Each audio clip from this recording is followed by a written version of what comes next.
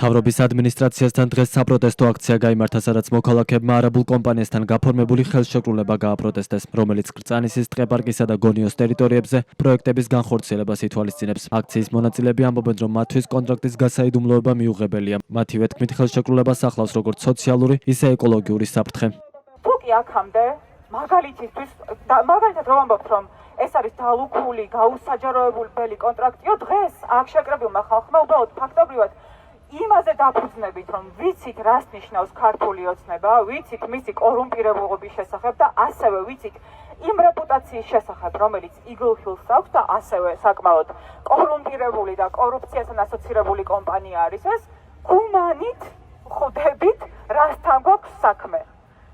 ექსპერტები ცდილობენ მოსვენილი განცხადებების საფუძველზე გაიგონ, რა იქნება ზუსტად ის პროექტი, რომლის განსახორციელებადაც უნდა გაიშეხოს ქალაქის ფილტვები კრწანისის ტყეპარკის სახით. თუ მალავ არ მეუბნები რას ემსახურება, თუ კი უბრალოდ თავს არ იწუხებ, მანამდე მითხრა ინფორმაცია, სანამ მშენებლობას დაიწყებ, მაშინ რა ვალდებული ვარ, როგორ წარმოვიდგენ საერთოდ მე როგორც ქვეყნის მოქალაქე, რომ ეს განვითარებას ემსახურება.